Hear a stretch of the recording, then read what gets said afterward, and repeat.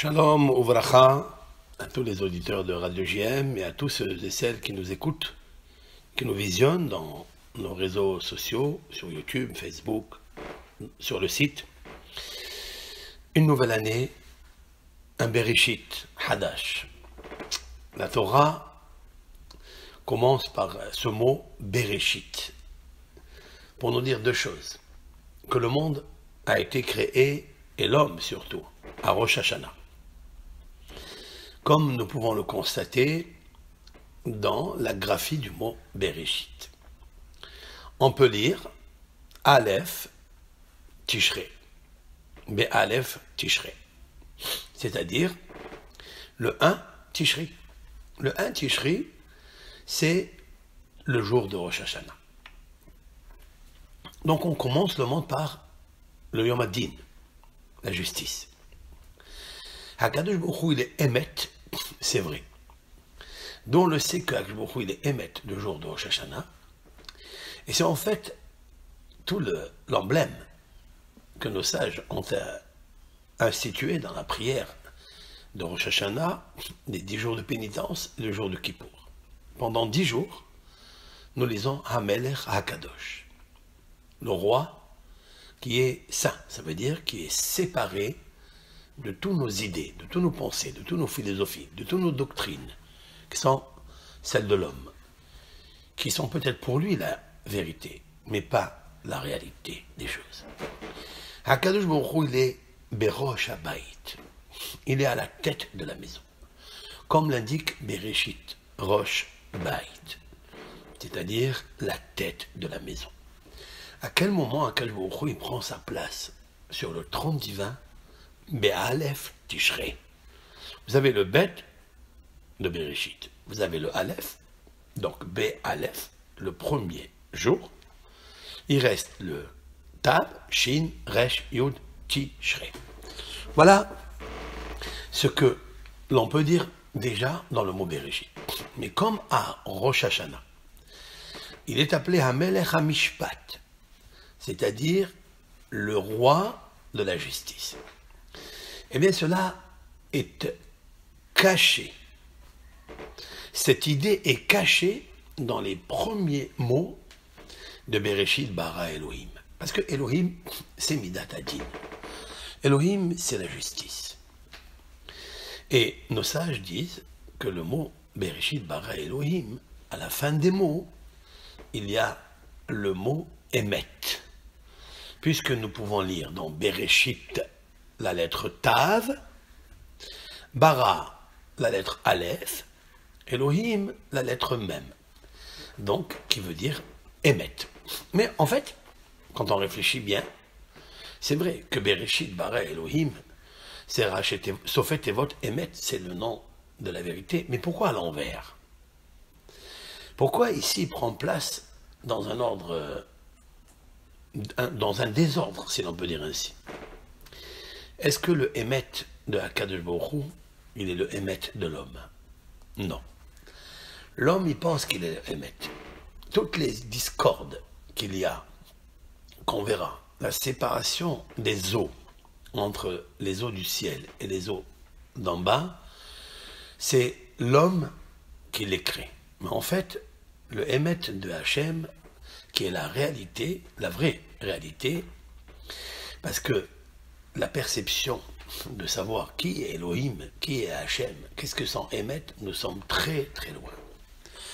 Nous avons un seul personnage, qui est imbriqué avec les 3 patriarches, qui est donc Abraham, Yitzhak, Yaakov. Ce sont les 3 personnages qui ont fait descendre le Emet dans le monde, le Emet de Hakadosh Baruch Hu. Pas le Emet de Sédom, le Emet du Dor Apalaga, ou bien de Enoch, la génération de Enoch, qui aussi ils avaient un Emet à eux. Non, nous avons vu les séries de catastrophes qui se sont poursuivies l'une derrière l'autre.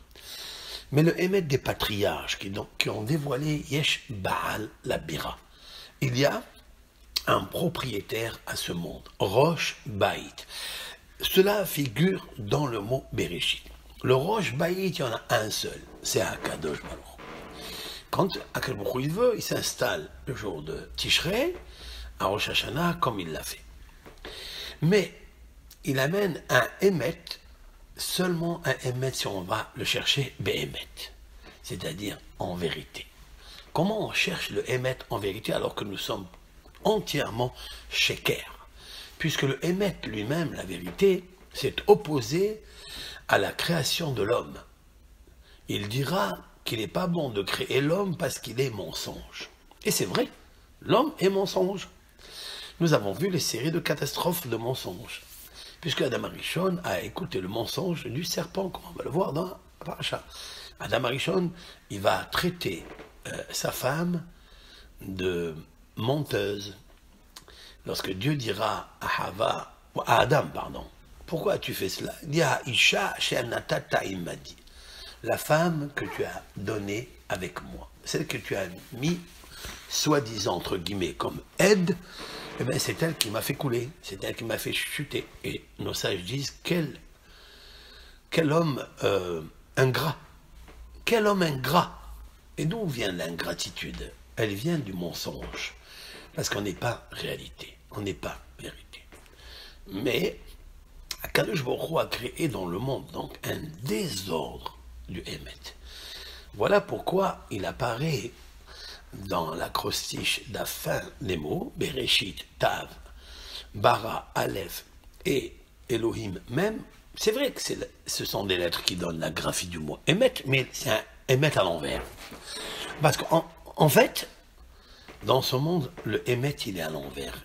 On ne le voit pas d'une façon claire. On ne peut pas le discerner. Il faut beaucoup de travail. Comment nous faisons pour avoir le Emet d'une façon continue et régulière et authentique?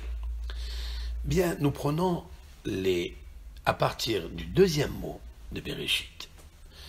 Le deuxième mot de Bereshit, c'est Bara, Dieu a créé, Elohim, l'éternel, et Hashamayim, c'est-à-dire le ciel et la terre. Regardez la fin des mots maintenant. Bara, Aleph, à la fin. Aleph, Elohim, même.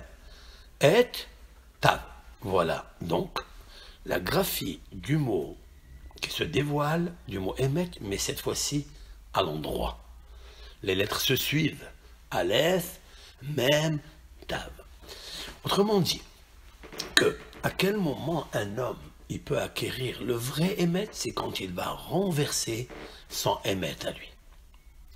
Lorsqu'il dira de son Emet qu'il est Sheker, qu'il est en désordre. D'ailleurs, la preuve, regardons comment nous sommes. Un jour, nous sommes bons. Un jour, nous sommes tristes. Un jour, nous sommes joyeux. Une heure, nous sommes réveillés. Et une heure, nous sommes endormis. Une fois, on juge avec bienveillance. Et une seconde après, l'homme, il change. L'homme, il est amer. L'homme, il regarde les autres toujours plus petits que lui. Il se regarde toujours plus grand qu'eux. D'où vient cela?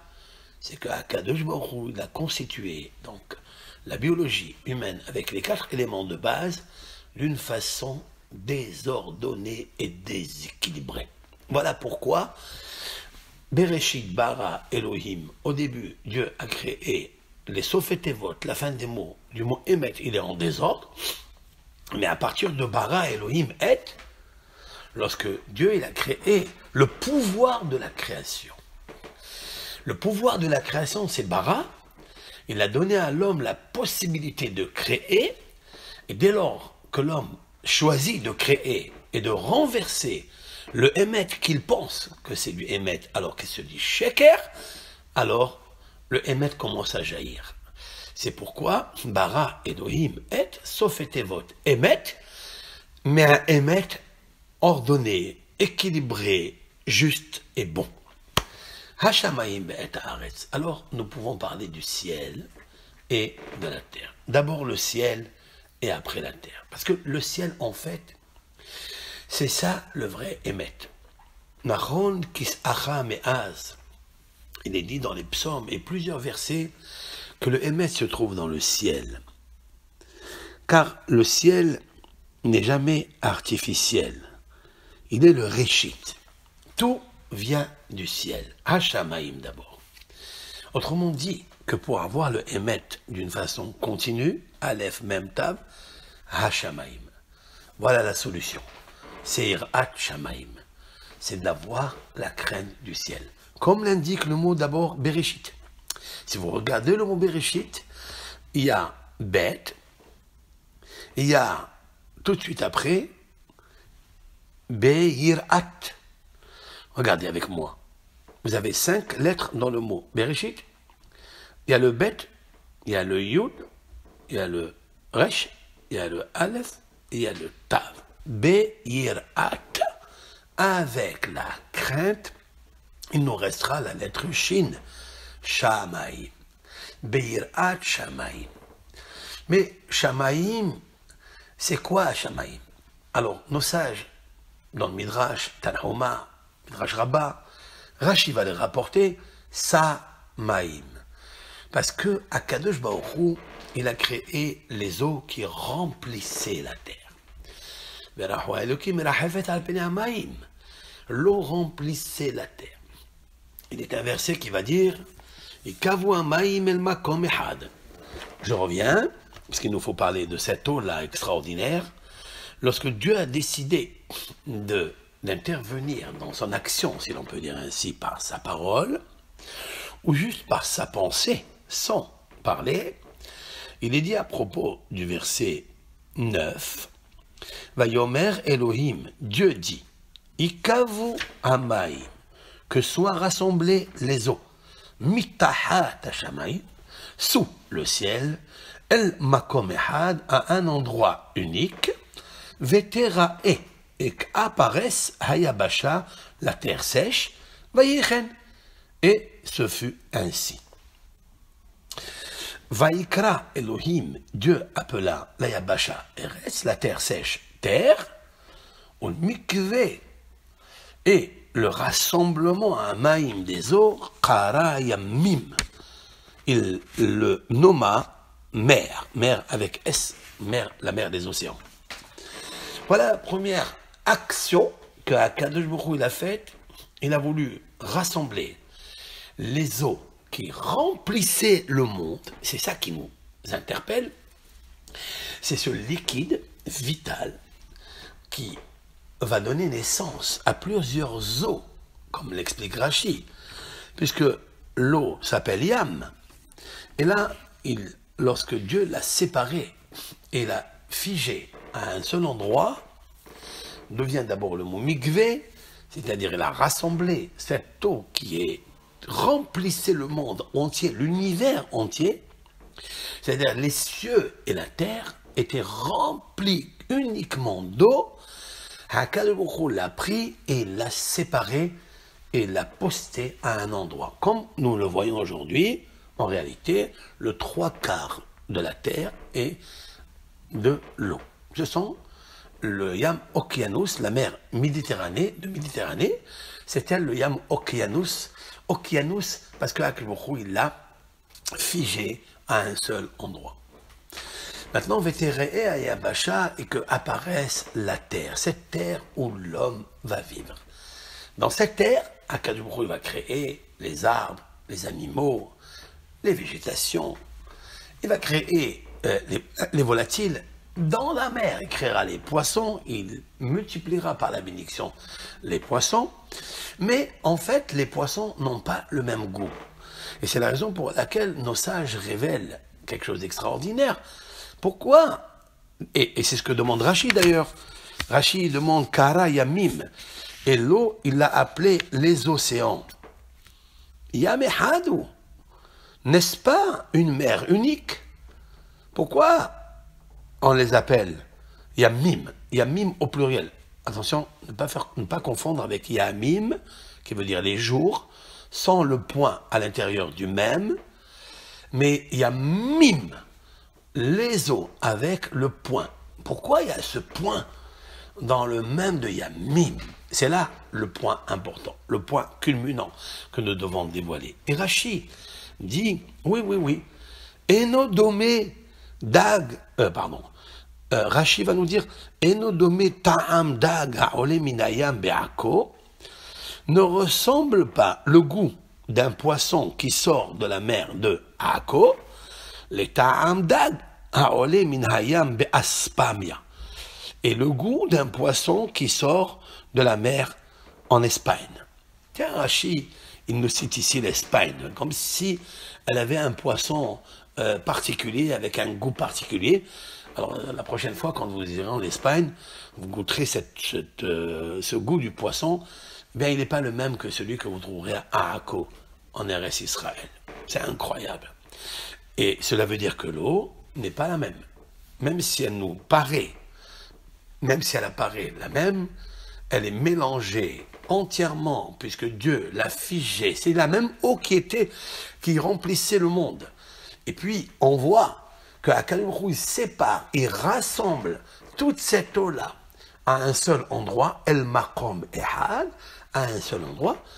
Alors, on aurait pu dire qu'elle se mélange. Donc, c'est la même. Il dit non. On va les appeler les océans.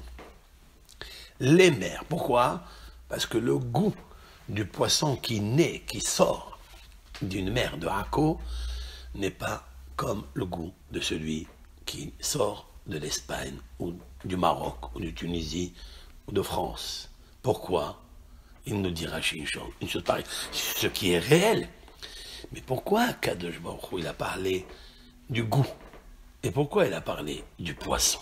C'est ça le poids du cours aujourd'hui.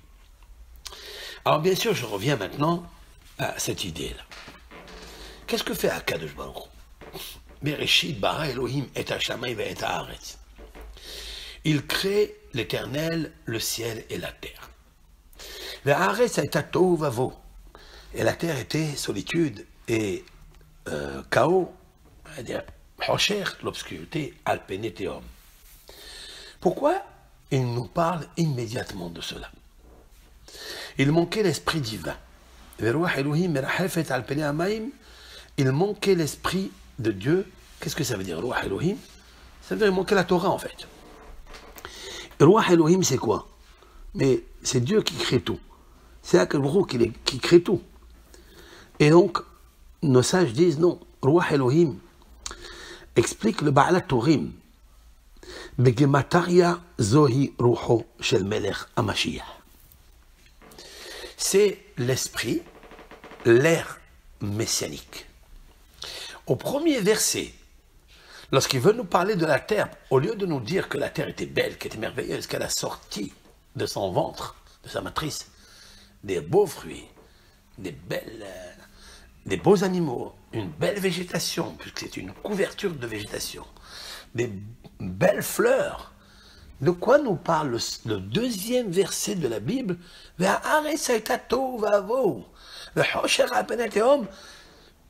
Ça nous apporte quoi? L'air de Dieu, l'esprit de Dieu planait sur la surface des eaux. Qu'est-ce que ça a à voir dans le premier verset? Pourquoi nous parler maintenant de Melech HaMashiach? La réponse est la suivante. Je viens de le dire maintenant. Les premiers mots, Bereshit, Bara, Elohim, ont donné la révélation en secret, en substance, un code caché du mot Emet. Mais comme j'ai expliqué tout à l'heure, le mot Emet, il est à l'envers, il est déplacé, déséquilibré. Mais c'est ça qui a amené que la terre soit Tohu Vavohu ve'Hosher al Peneteum. Si un homme qui ressemble à cette terre, il n'est pas bien, il est triste, il est angoissé. Pourquoi? Parce qu'il n'a pas encore compris où se trouve le Emet. Il sait qu'il a le Emet. Il sait que l'Éternel s'installe à Rosh Hashanah pour placer le Emet. Il le sait. Mais il ne l'a pas encore intégré en lui. Et même s'il est en lui, il est une lumière qui est désordonnée parce qu'elle est mélangée avec le Hosher. Et c'est ça qui est créé le Tohu et le Bohu en lui. Si des fois un homme, il est étonné de ce qui lui arrive, il est tellement ébahi et surpris C'est parce qu'en fait, le Emet qui est en lui, le Or qui est en lui, cette lumière qui est en lui, qui s'appelle le Emet, c'est-à-dire Akadosh Baruch Hu Amito Shel Haolam, c'est-à-dire la vérité du monde. Le Emet de Akadosh Baruch Hu, c'est le Emet absolu. C'est pourquoi, avec ça, on peut répondre à une question que nos sages ont demandée, mais en fait, elle est posée dans Rashi. Pourquoi Akadosh Baruch Hu, il a créé le monde au début avec la justice, puisqu'il est marqué Bereshit bara Elohim, avec la justice, et puis à la fin de la paracha, il est marqué Beyom Asot Hashem Elohim Erez Veshamayim, le jour où l'Éternel a créé la terre et le ciel. Et là, il nous parle de Hashem. Beyom Asot Adonai Yud-Ke, Vav-Ke, qui est le tétragramme, qui est la bonté, qui est la charité, qui est normalement, d'après tous les kabbalistes, à l'unanimité, pourquoi l'Éternel a créé ce monde? Qu'est-ce qu'il avait besoin de ces petites créatures que nous sommes, des animaux, des chats, des chiens, des crocodiles, des êtres humains avec des visages différents, avec des caractères différents, qui ne s'entendent pas, qui ne cherchent que leur intérêt, comme on va le voir par la suite, toutes ces générations catastrophiques qui se sont suivies, une derrière l'autre. Maboul, Sédom, Apalaga, après la descente en Égypte, après il faut qu'on sorte 210 ans, mais tout ça pourquoi? Il en avait besoin de quoi, Akadosh Baruch Hu? Akadosh Baruch Hu, il est Yahid, il est unique, Akadosh Baruch Hu. C'est pour ça le premier jour de la création, il s'appelle Yom Ehad. Le premier jour, c'est pas le premier jour, Yom Rishon.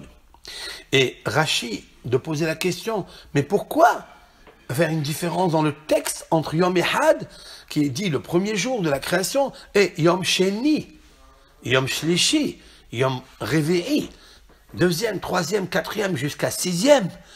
Pourquoi le premier c'est Ehad? Alors Ehad velo behoshvan. Ehad, ce n'est pas un nombre, un mispar. C'est l'unicité, l'unique unicité. Parce que Dieu, il a confirmé qu'il est Yom Ehad, qu'il est le premier jour de Rosh Hashanah, qui est Ehad. Et c'est pour ça que 2 jours de Rosh Hashanah, c'est Yom Ehad. C'est-à-dire un seul jour, c'est une seule Kedusha. Parce que d'où elle vient cette Kedusha? D'où ces 2 jours? D'où? De Yom Ehad, de Be'alef Betishre, qui est insinué en allusion dans le mot Bereshit, Be'ehad Betishre. Cela veut dire quoi? Cela veut dire que le Ehad, c'est la Ahadut. Et le Ehad, c'est le Emet. Parce que Dieu, Hashem Elohim Emet. L'Éternel, il est et le tétragramme, la bonté, et le Elohim, qui veut dire la justice, c'est une seule chose. Mais comment on peut réconcilier ces 2 choses-là?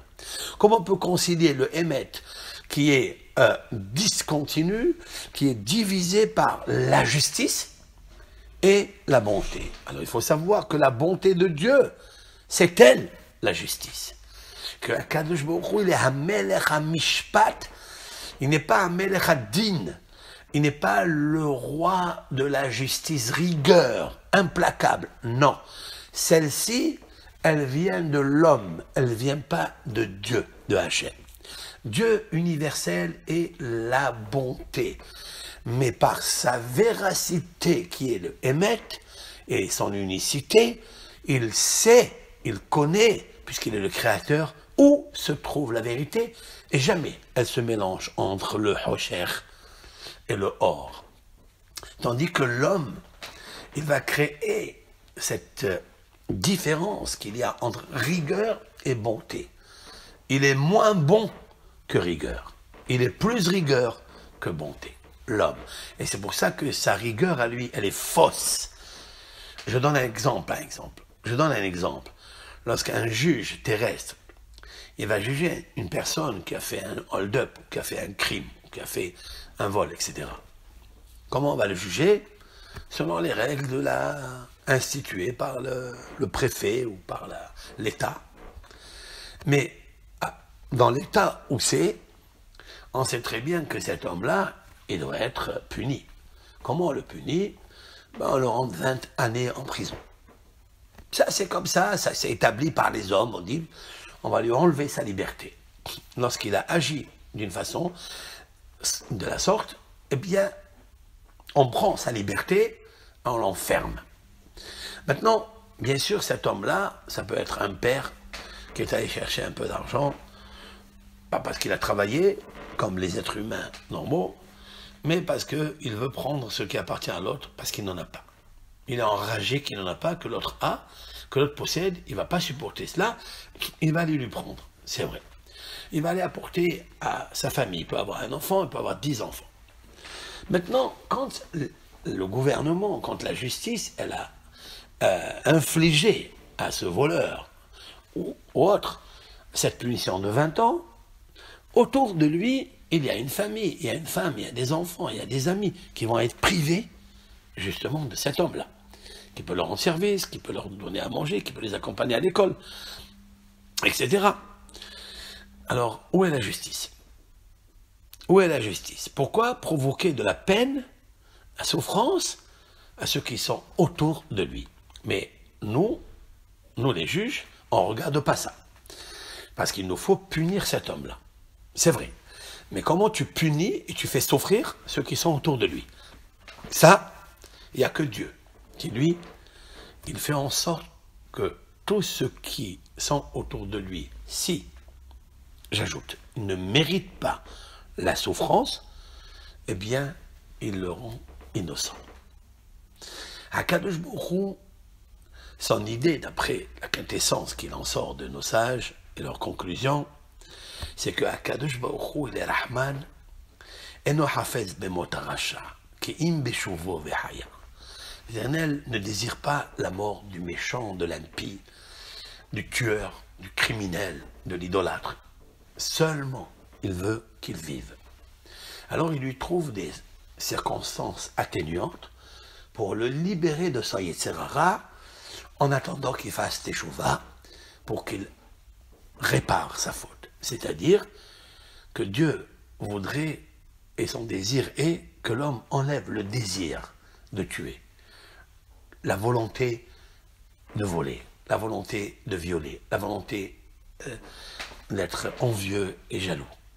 Voilà le désir de Dieu. C'est que l'homme retire ce désir qu'il a en lui. Une fois qu'il a déraciné ce désir qui est en lui, alors la justice devient plus clémente. Il y a une association entre la justice qui est la vérité que de Dieu et celle de la clémence qui est entièrement Dieu. Alors maintenant, on peut comprendre le sujet. C'est qu'en fait, au début, Akadosh Baruch Hu, il a créé le monde avec la justice implacable. Et disent nos sages, mais il a vu qu'il n'a pas pu tenir.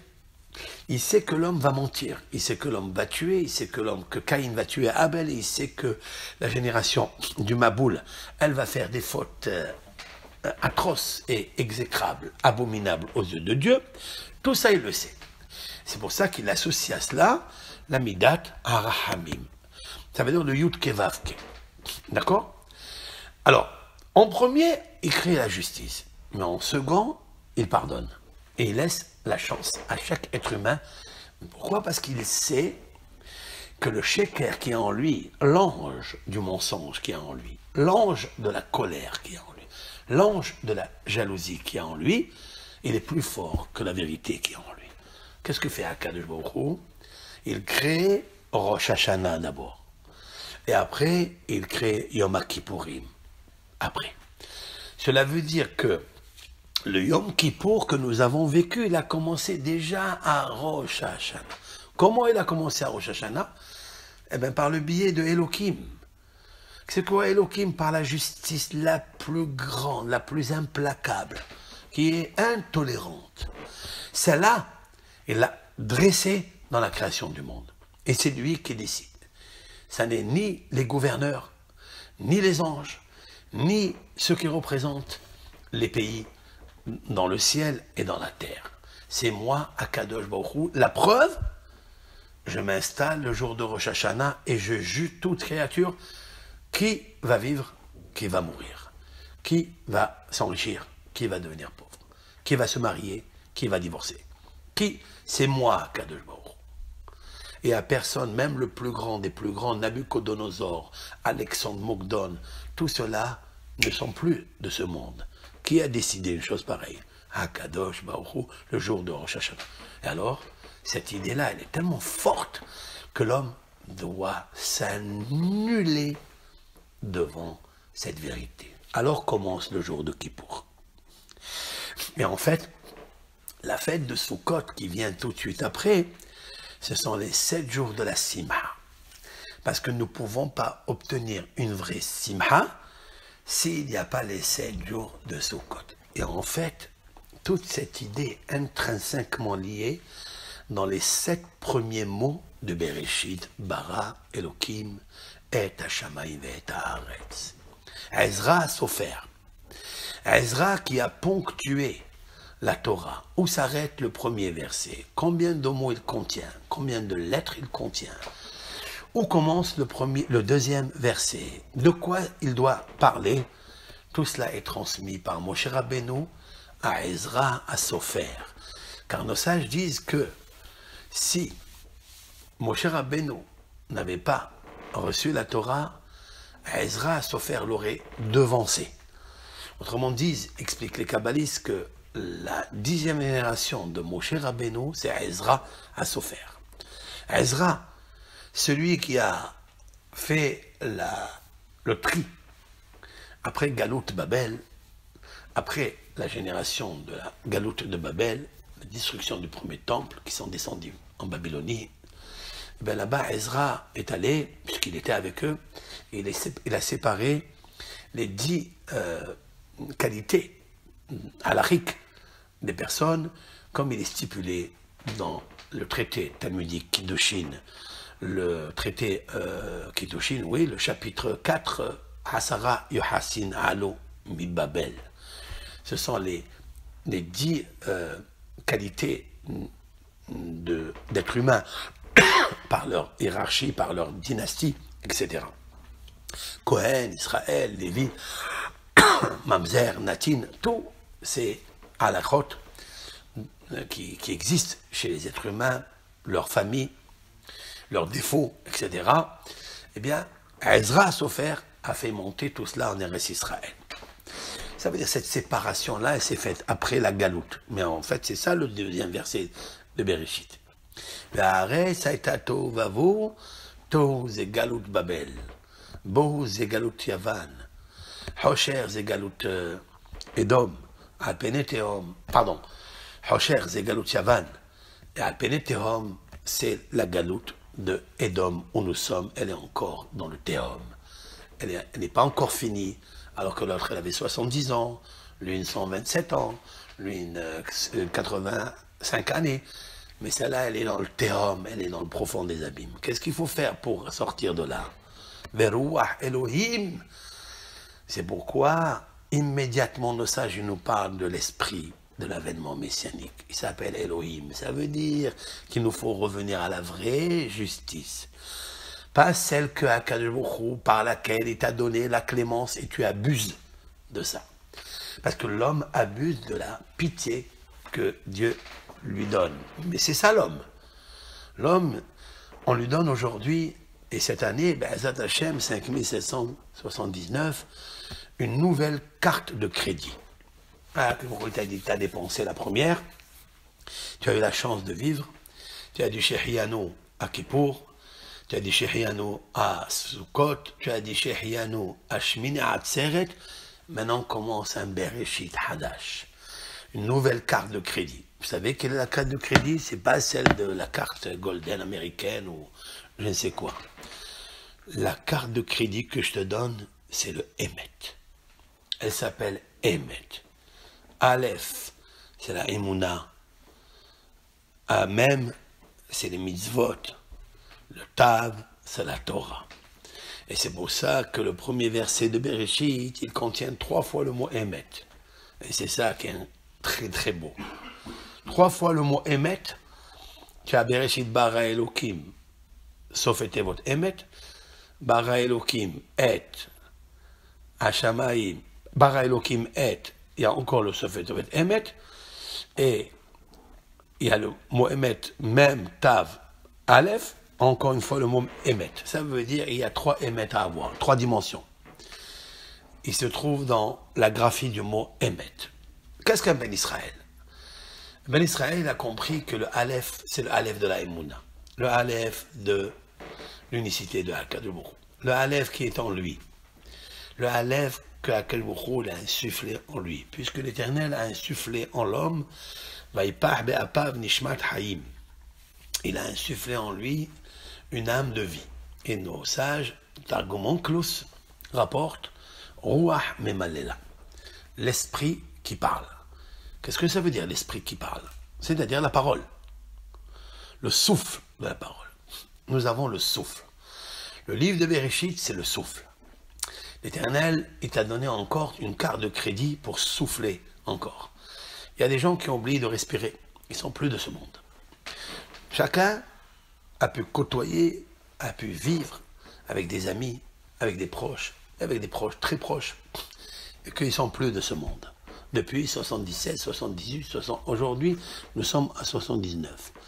Hélas, ils n'ont pas eu, parce qu'il est arrivé leur vie, leur souffle de s'éteindre, oui, de s'arrêter. Ils ont quitté ce Olam, ils ont fini leur mission. Est-ce qu'ils ont réussi? N'ont pas réussi? Ça dépend de la carte de crédit qu'ils ont eue, qu'est-ce qu'ils ont fait avec. Nous, aujourd'hui, nous les vivants, nous avons un Bereshit Hadash. Bereshit, un Mazal Hadash, nouveau-né. Nous avons 7 jours de la semaine à vivre. Nous avons le Shabbat à vivre. Le Shabbat, il s'inscrit dans le Bereshit. Puisque Bereshit bara Elokim et Hashamayim et Haaretz, il y a 7 mots qui correspondent aux 6 jours de la semaine et le 7e jour qui est unique en son genre. Parce que Shabbat va nafash.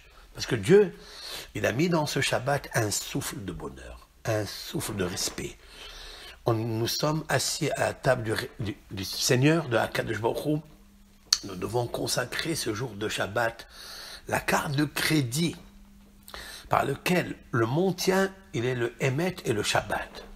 Shabbat, Asher bara Elohim la'asot.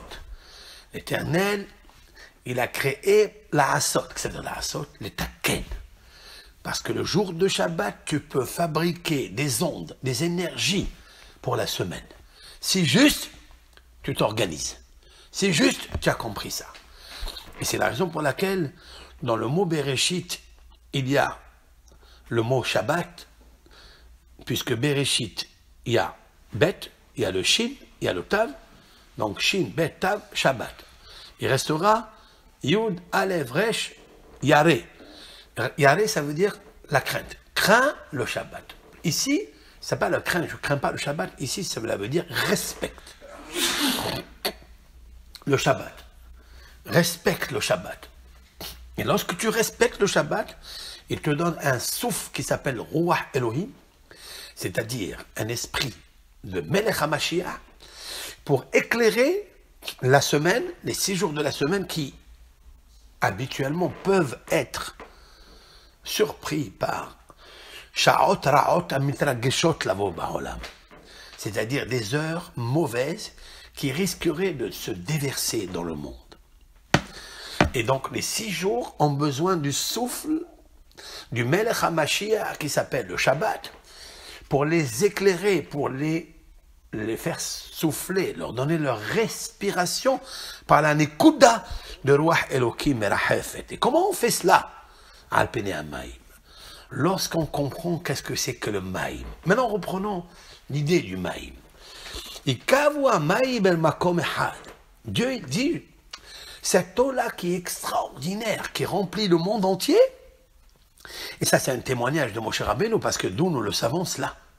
Qui peut revenir en arrière, il y a 5779 années, en arrière, que la première séparation que Dieu il a fait, lorsqu'il a rassemblé les eaux qui remplissaient le monde, pour faire apparaître la terre. Ça, qui peut nous le dire, une chose pareille?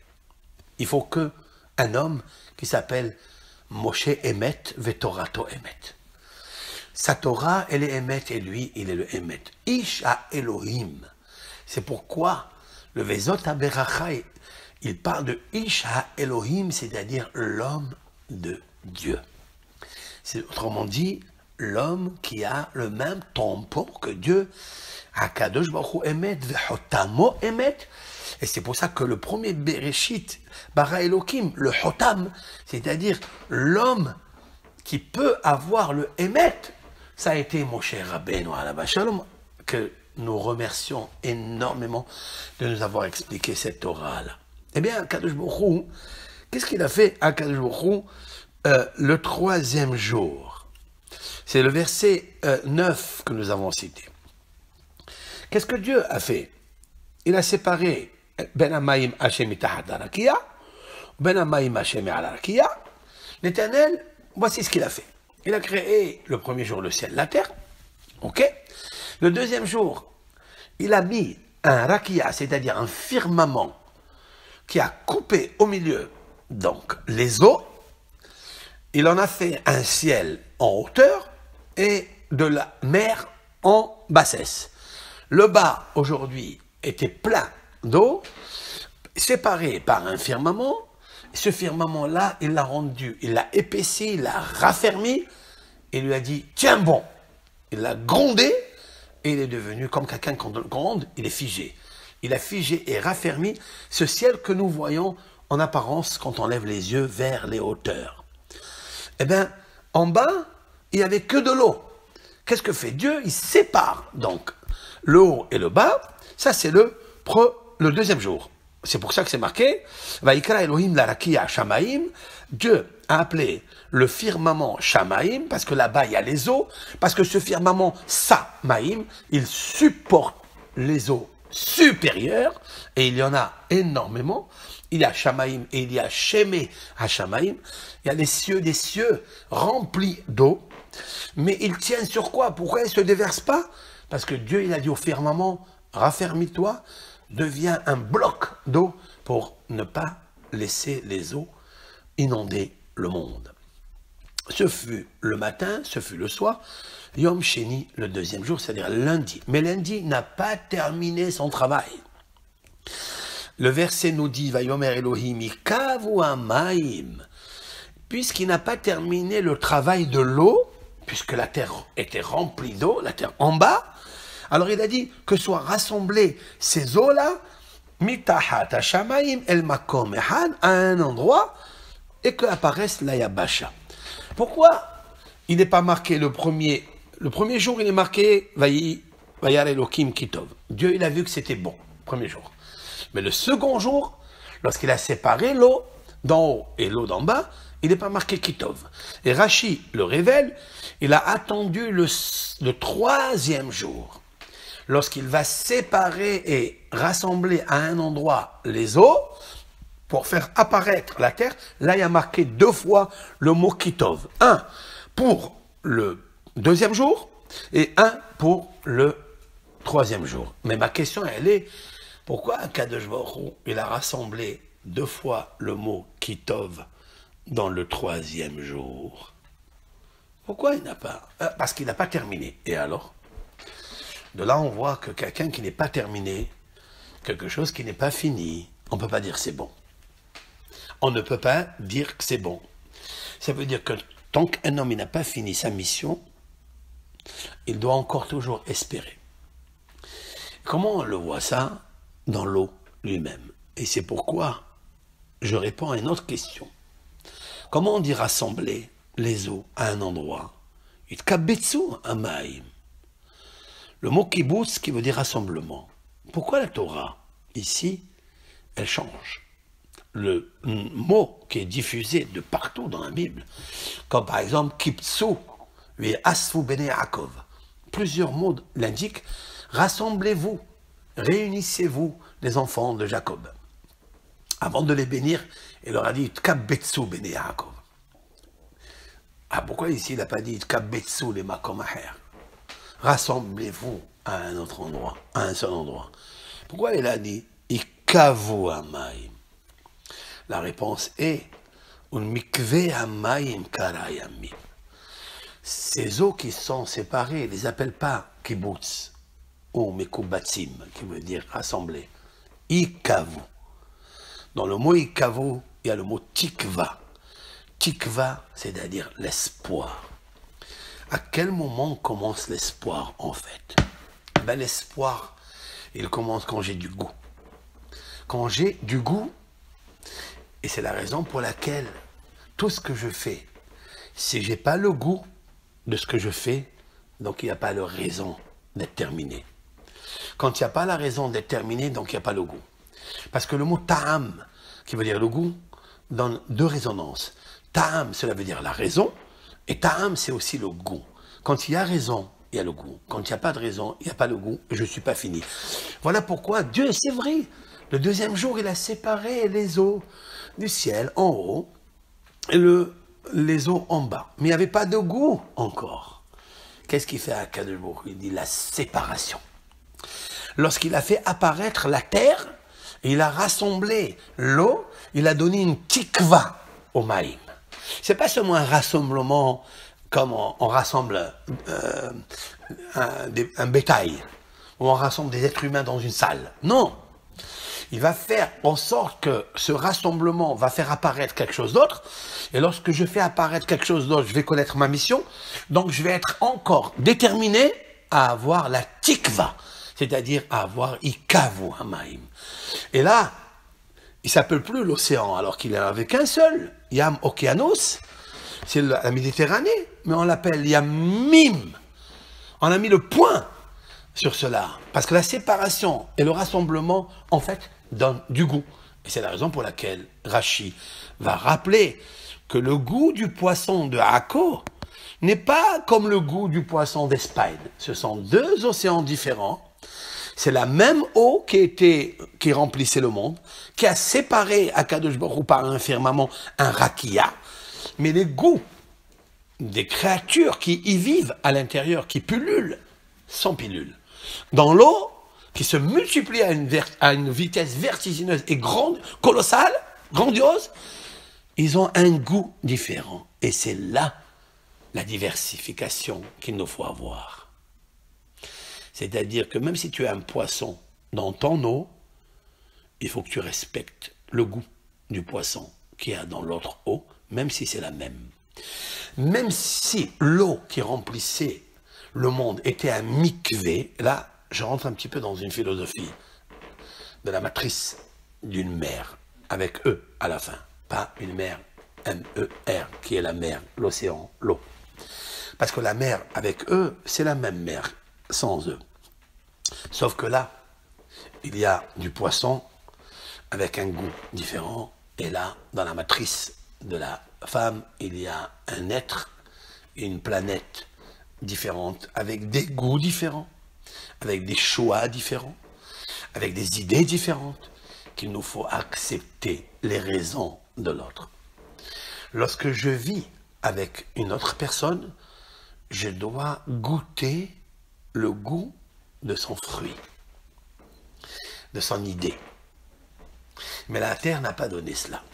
Et je voudrais venir maintenant à une idée géniale, que le sage et Rashi le rapportent. C'est que l'Éternel a dit, bien sûr après la création de la séparation de l'eau, donc nous venons maintenant au 4e jour.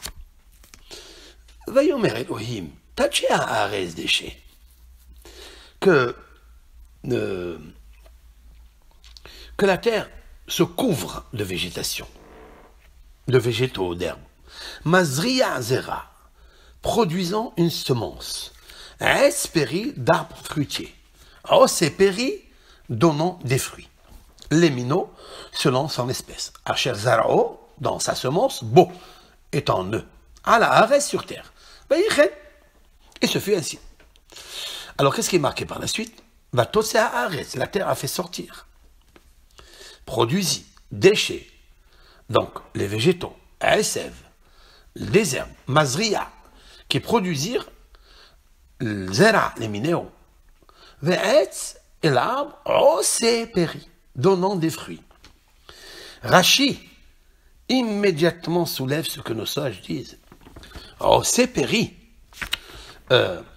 qui donne ses fruits, il a donné ses fruits, mais il n'est pas l'arbre qui a le goût du fruit. Dieu a demandé à la terre de donner Etz Peri, un arbre qui est lui-même un fruit. Voilà ce que dit Rashi.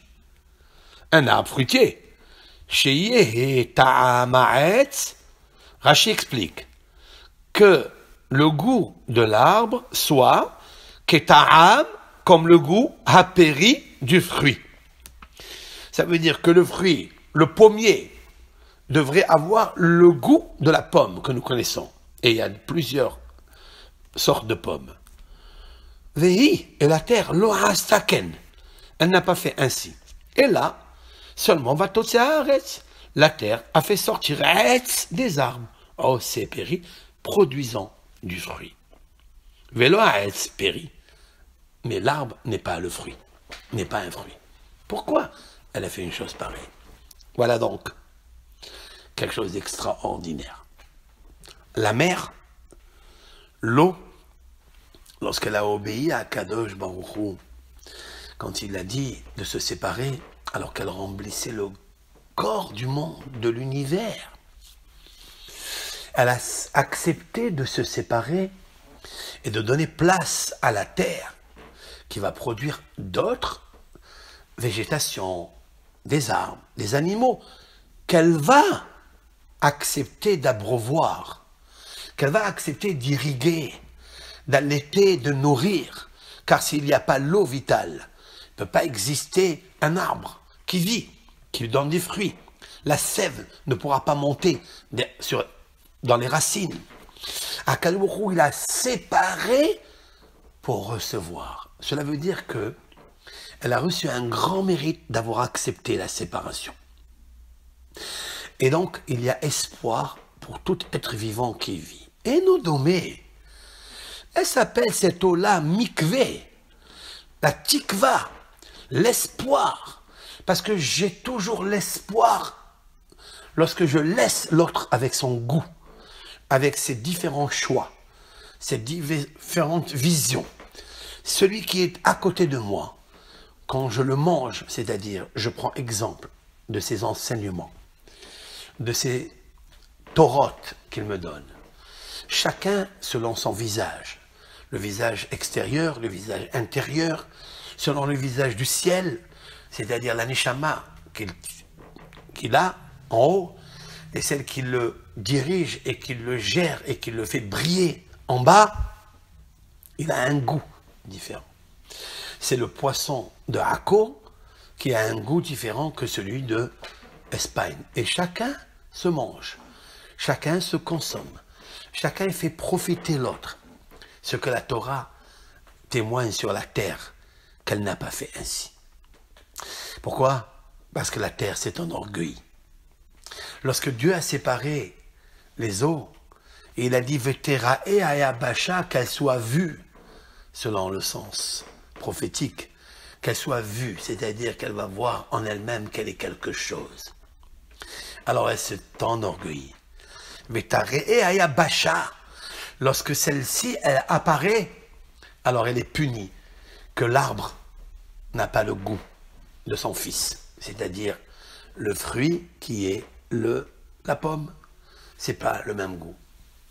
Et la différence qu'il y a entre un seul fruit, le seul, c'est celui qui intervient à Sukkot, dans le jour de la Simha. Les 7 jours de Sukkot, nous avons pris le hétrog. Le hétrog, ta'am ou pirio chavé. Le hétrog, l'arbre et le fruit, ils ont le même goût, le même. Hakadosh Baruch Hu l'a protégé de la terre. Il l'a protégé de l'orgueil de la terre. Le hétrog ne se voit pas, il est rempli d'épines, de piqûres. On ne peut pas accéder facilement à un arbre fruitier, du cédratier, du hétrog. Ce nom extraordinaire, bizarre d'ailleurs, hétrog, Aleph, Tav, Resh, Gimel. Pourquoi ce hétrog, il s'appelle hétrog, le cédra? Pourquoi il y a des piqûres? Pourquoi il y a des épines? Pour le protéger comme le buisson ardent qui brûle et qui ne se consume pas, qui ne se consomme pas. Parce qu'en fait, en effet, Le mot étrog a dévoilé le Harizal. C'est pourquoi j'ai émis cette idée de la terre avec l'idée de l'eau, parce qu'il y a une grande différence. L'eau, c'est la modestie. L'eau, c'est la hanava. Lorsqu'on accepte l'autre parce qu'on voit qu'il a un goût dans son poisson, et son idée a son poids, ça veut dire qu'il a un choix, qu'il y a quelque chose d'intéressant, qu'il y a une lumière dans ce qu'il te dit, dans ce qu'il t'explique. Tu dois le goûter, tu dois le manger. Comme le poisson de Akko et le poisson d'Espagne ou de France ou d'Israël ou de Tunisie ou de je ne sais d'où. Pourquoi? Parce qu'elle s'appelle Yamim. Oui, c'était un océan, une seule mer. Mais c'est une mer qui est devenue plusieurs mers, qui est devenue une production extraordinaire. C'est pas la peine de perdre le bénéfice de donner un poisson dans toutes les mers au même goût. Quand tu vas manger la dorade, elle a un goût. Quand tu vas manger la dorade du Maroc, elle n'est pas la même que celle de France. Elle a quelque chose de goût. Regardez qu'est-ce qu'elle a produit. En fait, la multiplicité n'est pas seulement quantitative, dans le multiple mispar, mais elle est qualitative. À savoir que je gagne beaucoup. Je gagne d'abord la parnassa, qui a beaucoup de poissons dans le monde, dans les océans, et je gagne aussi le goût des espèces. Et ça, c'est très important. J'ai du goût dans ma vie. Parce que j'ai accepté sur moi de me séparer. Mais cette terre-là, qui a accepté d'apparaître et de paraître, alors elle ne s'est pas parée, paraître, c'est-à-dire parer, de parure, qu'elle bénéficie d'un avantage extraordinaire, que le goût de l'arbre obtienne aussi le goût du fruit. Elle a juste donné les fruits. Et c'est la raison pour laquelle, des fois, les enfants, ils sont plus distingués que les parents. Ils sont meilleurs que les parents. Et c'est la raison pour laquelle un fils, il peut amener son père au Gan Eden, par le biais de l'étude de la Torah, par le biais de la Emouna, par le biais de la Torah elle-même, les mitzvot de la Torah, la Emouna, Bera, Mezake, Abba. C'est-à-dire un père qui donne le bénéfice à son père. C'est pas beau ça? Mais pourquoi on parle du père et du fils? Parce que l'arbre qui est le père n'avait pas la hauteur d'avoir le goût comme le fruit qu'il va donner. Mais ce fruit-là, à l'intérieur de lui, Akadosh Baruch Hu, il a créé toute espèce avec les graines de semences à l'intérieur pour qu'on puisse encore renouveler l'arbre. On va le faire pousser ailleurs. Peut-être il sera meilleur. Peut-être il aura un meilleur goût, un nouveau choix de vision, une nouvelle idée d'enseignement, de façon de se comporter, etc. C'est ça l'idée. Et c'est la raison pour laquelle à Kadosh Baruch Hu, c'est possible. Il nous a mis en même temps dans la création de la femme, mais qui n'est pas pris d'une autre terre. Il n'a pas choisi une autre terre pour la créer. Il a choisi le goût du premier homme qu'il a créé, de la même terre, pour nous dire que cette femme-là, elle doit être comme l'arbre d'où elle est sortie, c'est-à-dire le fruit de l'arbre. Ta'am pirio vetamo shavé. Le goût de l'arbre, qui est l'homme, et le goût du fruit qui est sorti de lui, c'est la femme. Comme ça, on imprime dans son idée qu'elle est, en fait, celle, si elle a du goût, si elle a un choix, c'est qu'elle est sortie de la même terre et du même arbre. Maintenant, le challenge, c'est quoi? C'est que l'homme, qui est l'arbre, il doit rester avec le même goût que le fruit. C'est-à-dire, je lui ferai une aide en face de lui. Qu'est-ce que ça veut dire une face de lui? Ça veut dire qu'elle le regarde, qu'elle comprend un petit peu d'où elle est venue. Et lorsqu'elle comprendra d'où elle est venue, alors elle lui donne la vie. Alors, Vétéria Bacha, c'est-à-dire elle se sépare mais pas Vetera et Ayabasha à son orgueil. Et c'est la raison pour laquelle cet arbre-là du couple, il doit correspondre à quoi? À la Houpa, le mariage de Sukkot qu'on a vécu avec Akadosh Baruch Hu. Hommes et femmes sous le même toit. Avec les Oshpezines, les 7 hôtes qui sont venus nous rendre visite. Et le 8e jour, Dieu il a dit, c'est moi maintenant qui viens vous rendre visite. Parce que vous êtes tellement beaux, vous êtes tellement unis. Ta'am, pirio, ve'etzo, shavé. Vous avez le goût de l'arbre et le goût du fruit, le même. Puisque je vous ai pardonné à Kippour, je vous ai donné la joie, à Simha, à Sukkot, je vous ai donné la Simha ta Torah, qui est de Bereshit. Si vous prenez avec vous le Etrog, vous avez réussi. En fait, le Etrog, c'est quoi? Le Etrog, c'est les initiales d'un verset cité dans les psaumes de David Amelech, par lequel on a terminé le Hoshana Rabbah. David Amelech a dit Al tevo'eni regel ga'ava, ou biyad reshaim al tenideni. Il dit à Kadosh Baruch Hu, s'il te plaît, Hachem, éloigne-moi de l'orgueil. Éloigne-moi, s'il te plaît, de l'orgueil. Je ne veux pas être comme cette terre qui s'est enorgueillie et qui n'a pas donné le goût du fruit de l'arbre, qui est David, et le fruit de Avshalom, ou tous les autres enfants qu'il a eus, qui lui ont rendu la vie amère dans la vie. Car il n'avait pas le Hetz, le vrai Hetz qui a donné le goût, et du fruit et de l'arbre. David Amelech a supporté des humiliations par ses enfants. Et il prie à Akadosh, s'il te plaît, garde-moi de l'orgueil. Pourquoi il dit ça? Al tevo'eni regel ga'ava. Al, non. Tevo'eni, ne m'amène pas. Regel. Regel ici, ça peut être une habitude. Regilut, ou ça peut être regel, le pied. Il ne faut pas avoir des pieds, des talons hauts. Il faut que tu sois un ave. Al tevo'eni regel ga'ava rachetevot, dit le Harizal. Aleph Tavresh Gimel, Etrog. Pourquoi le Etrog, il n'a pas de Gava? Parce que Ta'am Pirio Ve'etzo Shavé. Parce que le goût du père et le goût de l'arbre et le goût du fruit, c'est le même. Voilà pourquoi le Etrog, il peut donner des enfants pour une femme stérile quand elle n'en a pas. Parce que le Etrog, il n'a pas d'orgueil. Et des fois, l'empêchement d'avoir des enfants, c'est l'orgueil.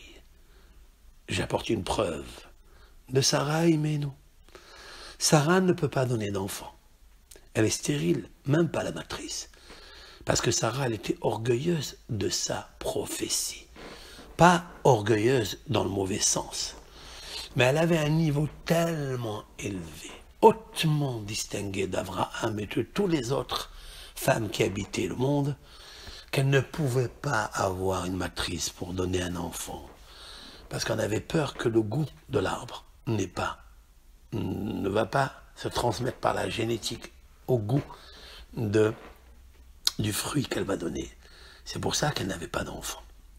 Mais lorsqu'elle est arrivée à un âge tellement mûr, où elle a perdu tout le goût, puisqu'elle avait 90 ans, elle n'avait plus de règles, elle n'avait plus, elle était usée par la vieillesse. Et c'est là où il dit, c'est maintenant que je commence.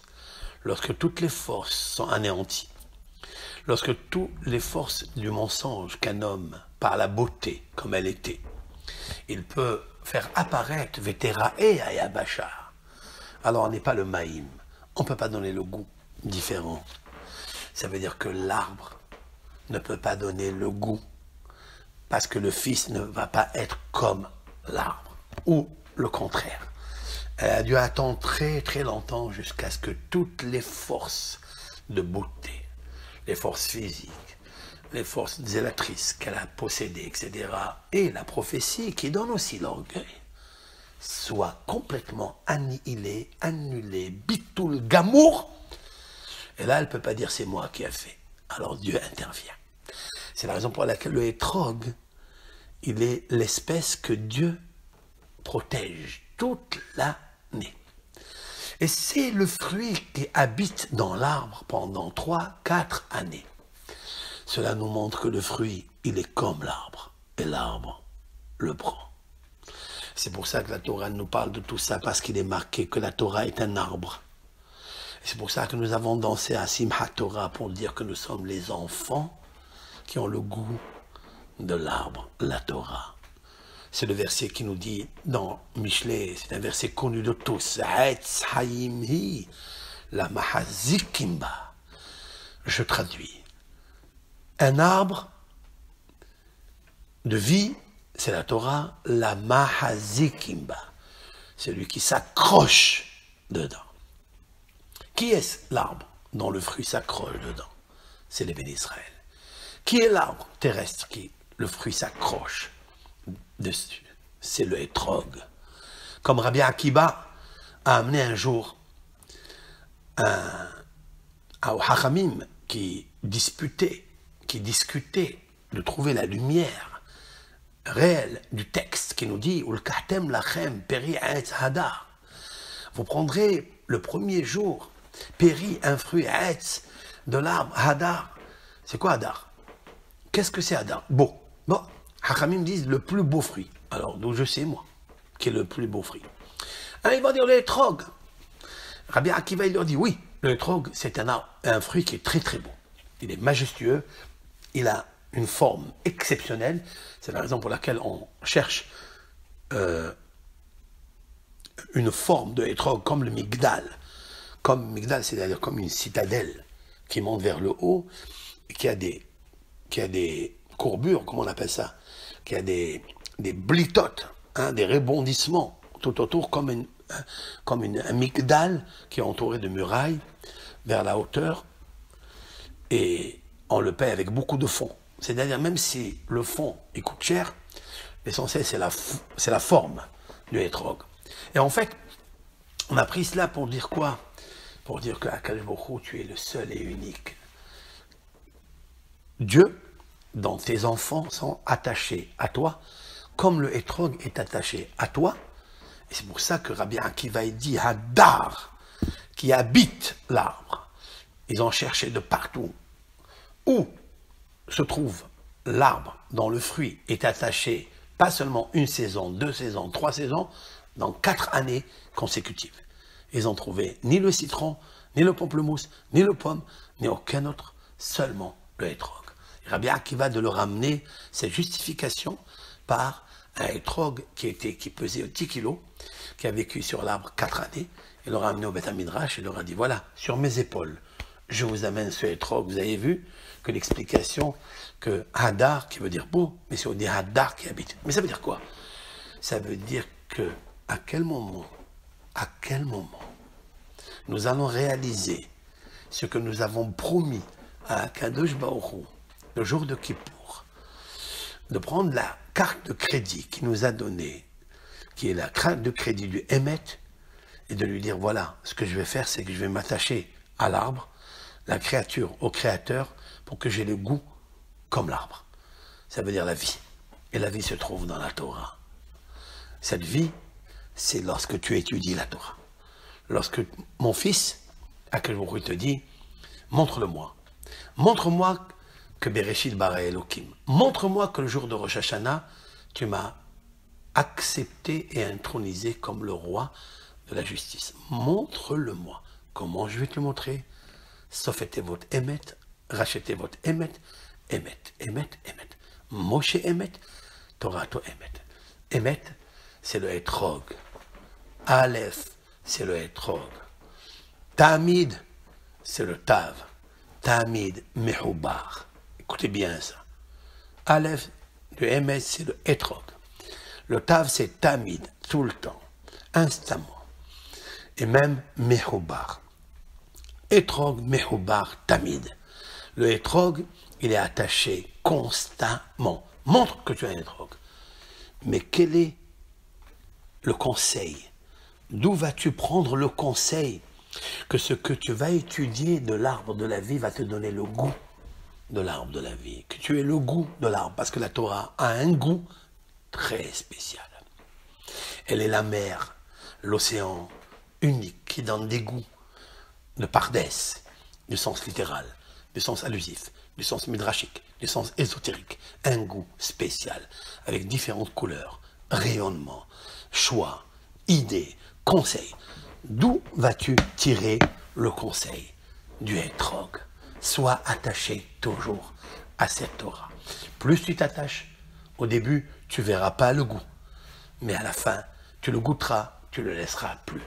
Comme a dit le roi David dans les psaumes, Ta'amu or'u kitov Adonai. Ta'amu, goûtez et vous verrez kitov, que c'est bon. Hachem. Hachem, il est bon. Il faut d'abord goûter. Mais avant de goûter, tu dois être accroché. T'accrocher. Etz haïm hi. Tu obtiendras la vie, la mahzekimba, lorsque tu t'accroches à elle, lorsque tu te cramponnes à elle. Tamid, tout le temps. D'où je le sais ça? Kavu amayim el makom ehad. Que se séparent, que se rassemblent les eaux à un seul endroit.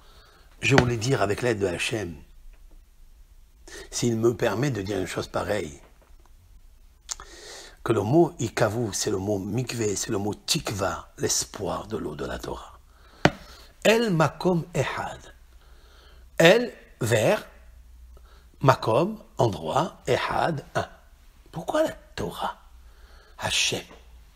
Il a fait coller ces trois mots, El, makom, ehad. Pourquoi?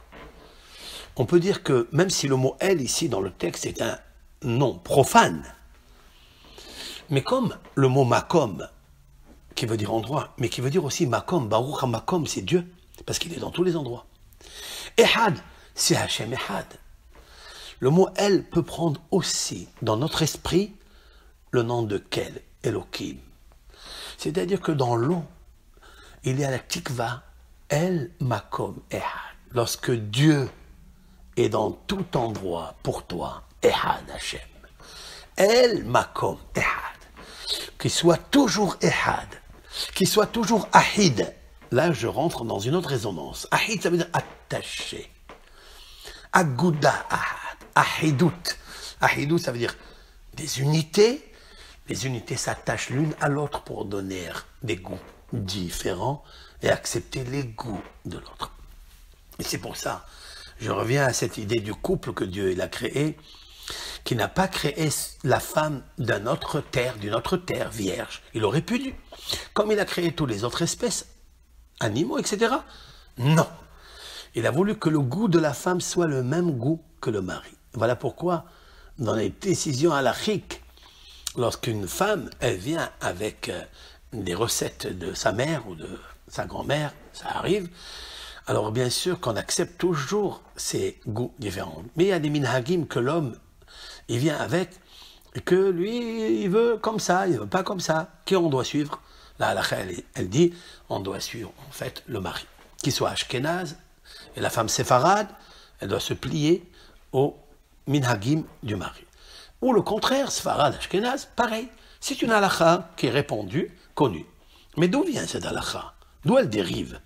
Où se trouve la traçabilité de là que je viens de dire? Parce que quand on dit il a créé Adam Arishon, il a créé d'une terre. Puis, il a insufflé en lui une âme, il lui a donné un comportement, il lui a donné une vision, il lui a donné un choix.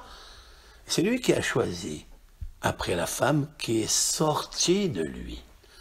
Et pourquoi elle est sortie de l'arbre? Elle n'est pas créée d'un autre arbre, par une autre terre. C'est ça le sod. Pour qu'elle soit au même goût que l'arbre d'où elle est sortie. Ta'am etzo opirio shavé. Le même goût, elle doit avoir de l'homme. C'est vrai que nous aimons toutes les recettes. On est très gourmands, surtout dans les fêtes, on aime toutes les recettes tunisiennes, marocaines, algériennes.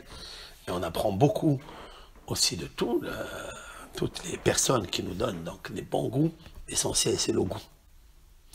Lorsqu'on goûte quelque chose, on aime, on le respecte. Eh bien, c'est ça.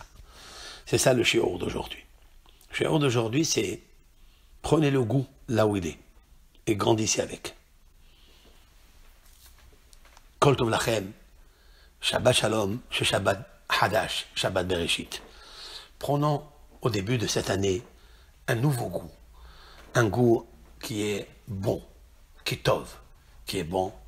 Attachons-nous à la Torah qui a multiples goûts différents, qui donne la manne, qui émane de la Torah. Et grâce à cette manne-là, on peut évoluer et devenir peut-être un grand Superman, Roved Hashem Yitbarach, qui a un goût spécial. Kol Tov, Shabbat Shalom.